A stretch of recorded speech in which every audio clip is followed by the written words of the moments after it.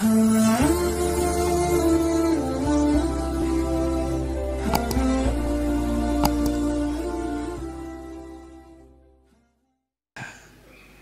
uang itu bersahaja, nyari rezeki itu bersahaja. Sesuai dengan takarannya, Pak. Nyari rezeki sembari kita mikirkan masjid at-taqwa, apalagi yang bisa kita lakukan. Nyari rezeki sembari kita memikirkan apa kewajiban kita sama anak, maka itu pun merupakan bagian dari sebuah perbedaan antara dunia dan rezeki. Siapapun di antara kita, terutama di daerah-daerah daerah-daerah bisnis di perkotaan, Pak, hampir yang berputar itu dunia, Pak. Dan akhirnya tidak pernah kata cukup, Pak. Dulu kita, orang tua kita dulu, Pak, mungkin pekerjaannya biasa, tapi rumah tidak, ngutang, kendaraan walaupun hanya sebatas motor Astrea Honda, tapi juga tidak ngutang, Pak. Kalau sekarang semuanya harus ngutang, bahkan semuanya harus pakai riba. Mana yang lebih barokah, dunia kah rezeki? Rezeki, Pak. Dan itu yang hilang pada kehidupan kita hari ini. Kita merindukan bagaimana kehidupan yang dulu kita lihat dari kehidupan orang tua kita, kakek nenek kita, sederhana mereka. Tapi Masya Allah, semua yang mereka lakukan dan yang mereka jalankan itu memberikan arti kecukupan kepada kehidupan mereka. Dan itulah makna dari perbedaan dunia dan rezeki yang keempat. Ini yang keempat, Pak. Yang kelima, sudah jam 6. Ya, gimana ini? Gimana Ustaz Nasiruddin? Lanjut sebentar aja ya, karena udah diwanti-wanti. Yang kelima, yang kita harus pahami adalah yang kelima, dunia itu sudah ditakar oleh Allah, Pak, dengan takaran yang tepat dan tidak pernah salah. Itu dunia. Takarannya tepat, takarannya tidak pernah salah. Beda dengan rezeki. Rezeki itu adalah hasil dari proses panjang kita untuk terus melakukan semuanya itu untuk meraih ridhonya Allah. Jadi rezeki itu hasil, Pak. Kalau dunia sudah ada, Pak. Dan Allah membagikan dunia itu kepada kita dengan takaran yang tepat. Allah sudah menjamin duniamu. Dan tidak akan mati seseorang sampai disempurnakan rezekinya, sampai disempurnakan dunia untuknya. Jadi kalau misalkan Bapak kok masih hidup, berarti dunianya masih ada. Kapan kita akan dimatikan? Kalau catatan dunia kita sudah habis. Kalau rezeki beda, Pak. Rezeki itu bukan sesuatu yang ditentukan. Rezeki itu proses dari sebuah transaksi ketaatan kita. Buah dari semua ketaatan kita itu menghasilkan rezeki. Makanya Allah mengatakan kepada kita, ya, wa may yattaqillah yaj'al lahu makhraja wa yarzuqhu min haitsu la yahtasib. Siapa yang bertakwa kepada Allah, Allah berikan kepadanya jalan keluar. Wa yarzuqhu, disebutkan kata wa yarzuqhu itu setelah kata waman. Ya. Artinya man itu syarat, Pak. Jawab syaratnya di mana? Wa yarzuqhu. Kalau kamu bertakwa kepadaku, maka aku kasih rezeki. Berarti rezeki itu adalah hasil dari sebuah syarat yang kita penuhi. Karena dia itu wa may yattaqillah. Itu syarat. Jawab syaratnya itu dikata wa yarzuqhu. Berarti rezeki itu proses, Pak. Jadi kalau orang kemudian mendapatkan anak yang soleh itu proses panjang. Mendapatkan kecukupan itu proses yang panjang dari ketakwaan dia kepada Allah. Beda dengan dunia, Pak. Dunia itu sudah ditakar oleh Allah. Kita ini sudah ditakar oleh Allah untuk dunianya 50.000 tahun sebelum Allah menciptakan langit dan bumi. Berarti rezeki itu effortnya lebih tinggi daripada effortnya dunia, Pak, sebenarnya. Karena apa? Harus ada sebuah poros yang kita lakukan, yang kita kerjakan itu untuk Allah. Baru kamu akan mendapatkan rezeki dari sesuatu yang tidak pernah kamu sangka-sangka. Tapi kalau dunia sudah dijamin oleh Allah. Kamu mau sholat atau tidak sholat, mau sedekah atau tidak sedekah, maka takaran dunianya itu sudah ditetapkan oleh Allah. Kalau fulan dapat 1 miliar, ya tetap dapat 1 miliar. Mau sholat atau tidak sholat. Dan tidak akan mati dia sampai catatan dunianya diberikan oleh Allah kepada dirinya. Jadi tidak usah khawatir tentang masalah itu. Yang kita khawatirkan itu rezeki kita. Dari proses ketakwaan kita ini dibeli sama Allah atau enggak? Karena yang kita khawatirkan itu rezeki kita. Contohnya ketenangan dan kelapangan di masa tua itu rezeki. Dan itu ditentukan oleh transaksi ketaatan kita dalam bertakwa. Wa may yattaqillah itu. Baru kemudian dikasih wa yarzuqhu. Beda dengan dunia, Pak. Dunia itu sandang papan pangannya Bapak sudah ditentukan oleh Allah. Fulan tinggalnya di Batur, fulan tinggalnya di Bekasi, rumahnya 200 meter, rumahnya 90 meter. Semuanya sudah ditakar oleh Allah.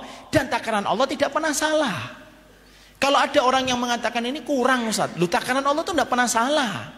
Kalau kita mengatakan takaran Allah itu salah, terus yang benar siapa kalau takaran Allah sudah kita salahkan? Dan dunia itu sudah dijamin oleh Allah. Yang kita khawatirkan bukan dunianya, tapi yang kita khawatirkan rezekinya itu loh. Apakah yang kita peroleh dari dunia itu bisa berubah menjadi rezeki atau tidak? Tapi kalau masalah dunianya tenang, Pak. Pasti dikasihkan oleh Allah.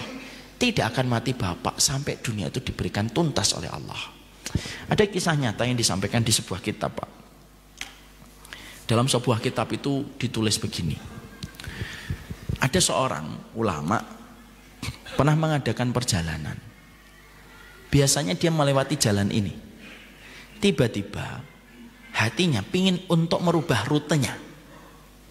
Tiba-tiba dia pingin merubah rutenya.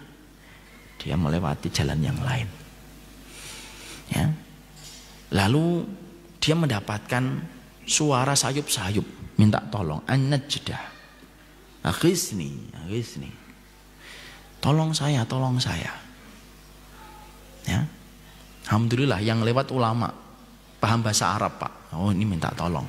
Kalau yang lewat mungkin bapak-bapak, aghisni. Amin gitu kan gitu. Maka kemudian dia mendekat itu. Ternyata ada orang kecemplung sumur, Pak. Kecemplung sumur. Orang itu nolongin sampai ke atas. Basah kuyup dia. Lalu ya pertanyaan standar, kok bisa kecemplung ke sumur itu gimana? Lalu orang itu berkata, iya, saya akan ngasih jawaban tapi saya butuh minum dulu. Kasih saya minum dulu. Saya haus tadi nungguin orang teriak-teriak itu membuat saya haus, atsyan. Akhirnya ulama itu entah gimana mendapatkan air, Pak. Kasih air, Pak. 1 gelas, Pak. Diminum. Habis 1 gelas. Setelah hilang hausnya, mulailah dia menata kata untuk menceritakan kenapa dia bisa kepleset. Saking begitu bersemangat menceritakan, dia sambil mereka ulang itu dengan adegannya itu nyata. Jadi tadi saya jalan mendekat ke bibir sumur ini. Nah, dia mau dekat lagi ke bibir sumur lagi, kepleset lagi, Pak. Masuk ke sumur, Pak, lagi yang kedua kalinya. Qadarullah yang kedua kalinya ketika kejeblos ke sumur, yang kedua kalinya meninggal, Pak. Langsung meninggal, Pak. Setelah itu Masya Allah, akhirnya ulama itu mencoba untuk menarik beliau dan kemudian akhirnya diselesaikan dan beliau nulis di dalam kitabnya. Ternyata alasan dia untuk dinaikkan dari bawah sumur ke atas karena ada satu persoalan yang belum dia peroleh. Apa itu? Minum segelas air. Maka kemudian Allah seakan-akan mengatakan, ini ada segelas airmu yang belum kamu dapat. Dikirimkan orang untuk nolong orang itu dan dibawa ke atas. Minum dia dengan segelas air itu. Setelah itu selesai, itu catatan terakhir dari dunianya selesai. Nah sudah, habis nih. Ayo bangun lagi, mendekat ke bibir sumur lagi, mendekat ke bibir sumur lagi. Loh kepleset lagi, Pak, dan itu akhirnya meninggal dunia, Pak. Makanya saya nggak mau minum air putih ini. Maka kemudian akhirnya meninggal kembali. Dan itu menceritakan kepada kita, loh sampai segelas air aja itu ditentukan oleh Allah, Pak. Jadi tidak perlu khawatir. Kalau memang dunia itu dikasih oleh Allah, catatan Allah. Karena Allah tidak mungkin menyelisihi kitabahnya. Allah tidak mungkin menyelisihi catatannya. Kalau Allah sudah menyelisih catatannya Allah sendiri dalam catatan takdir, terus apa yang kita sembah dari Rabb yang sempurna? Karena Allah tidak mungkin untuk menyelisihi. Karena Allah tidak mungkin menyelisihi bagaimana catatan yang Allah miliki, itu yang menjadikan Allah, tidak pernah mengkhianati catatan dunia untuk manusia, Pak. Ini ada kisah nyata lagi, ada salah satu orang yang dia pindah dari satu pekerjaan dan profesi yang haram. Lalu alasannya itu sederhana, yaitu basic dari sebuah kenyataan. Dia punya orang tua, Pak. Tiba-tiba orang tuanya sakit, lalu dirawat di ICU. Beliau karena merawat orang tuanya yang dirawat di ICU itu ditemani setiap hari, Pak. Dan dia sementara waktu cuti, dia cuti dari pekerjaannya, merawat itu orang tuanya. Tiba-tiba pada satu waktu orang tuanya bangun dari komanya. Setelah nemanin beberapa waktu, tiba-tiba orang tuanya minta apa, Pak? Es krim, Pak. Ini kisah nyata yang saya baca di sebuah website. Akhirnya dia konsultasi sama dokter, boleh nggak saya ngasih es krim untuk bapak saya? Kata dokter, boleh, enggak apa-apa. Kasih es krim, Pak. Sampai kemudian es krim itu hampir habis. Setelah itu, setelah itu qadarullah, koma kembali, Pak, sampai meninggal dunia. Sampai akhirnya beliau menuliskan sebuah testimoni, sebuah persaksian. Dia berkata, orang tua saya itu jatah dunianya yang paling terakhir itu es krim. Makanya ketika es krim itu belum didapat olehnya dari catatan yang sudah ditetapkan oleh Allah, dibangunkan dulu dari siumannya dan komanya. Bangun, es krimnya belum. Akhirnya bangun, Pak. Ketika catatan es krim itu sudah diberikan sesuai dengan catatan yang Allah miliki, baru kemudian koma kembali dan meninggal dunia, Pak. Ini dunia, Pak. Saya pernah lagi dapat kisah lagi nyata, Pak. Ada bapak-bapak qadarullah di ICU akhirnya membaik, dirawat inap biasa, akhirnya pulang, Pak. Dan ketika dalam perjalanan pulang, mintanya apa? Saya pingin makan rawon, nak. Rawon, bukan soto tauco, rawon. Lalu dalam perjalanan itu anaknya ngomong, Pak, baru keluar dari rumah sakit, mosok makan rawon, makan rawon aja ndak boleh, kamu nggak ngerti sih makanan rumah sakit kayak apa. Nyicipin aja, makan rawon tuh nyicipin aja. Cari rawon, Pak, warung, terus makan. Terus dia ngomong sama anaknya, kamu nggak usah pesen, karena saya juga nggak akan habis ini. Makan cuma 3 suap, Pak, 3 sendok, Pak, selesai. Setelah itu dikasihkan ke anaknya.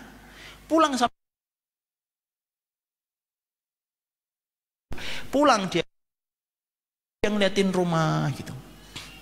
Setelah beberapa waktu ditinggalkan rumah ketika beliau dirawat di rumah sakit. Setelah itu beliau istirahat, ngomong sama anaknya, nanti kalau asar bangunin saya ingin sholat ke masjid lagi. Ya, Pak. Tidur beliau, Pak. Asar diketok nggak ada respon, diketok nggak ada respon. Dibuka sama anaknya. Pak, anaknya sempat deg-degan, tapi ngeliat kayaknya posisinya tidur, ya udahlah dibiarkan dulu. Kok nggak bangun? Dibangunin, ternyata sudah nggak ada nyawanya, Pak. Meninggal dunia, Pak. Berarti takaran dunianya yang terakhir apa, Pak? Rawon. Berapa sendok? 3. Itu aja antum paham sekarang. Jadi itu yang dinamakan dengan dunia. Takarannya itu sampai sendoknya aja, takarannya itu ada. Lu sampai segelas air, Pak. Makanya nanti kalau habis makan usahakan nggak usah minum, Pak. Karena itu takarannya itu sampai segitunya urusan dunia itu. Beda dengan rezeki. Rezeki itu harus ada ketakwaan dulu baru menghasilkan sebuah rezeki. Makanya Allah mengatakan wa may yattaqillaha yaj'al lahu makhraja wa yarzuqhu. Jadi kalau Bapak ingin dapat rezeki yang mencukupi, ketenangan, kelapangan, urusan yang dimudahkan oleh Allah, itu tidak bisa kecuali dengan sebuah syarat yang kita harus penuhi, melakukan transaksi ketakwaan kita kepada Allah. Makanya akhirnya banyak orang-orang yang mereka itu mendapatkan pertolongan yang tidak terduga dari proses ketakwaan mereka untuk menjaga hidup mereka dari perkara-perkara yang dimurkai oleh Allah Subhanahu wa taala. Dan itu yang kemudian harus selalu kita perhatikan. Jadi inilah yang menjadikan kita memahami betul bahwasanya Dunia itu sifatnya sudah ditakar oleh Allah dengan takaran yang tepat. Ada yang kaya, ada yang miskin, Pak.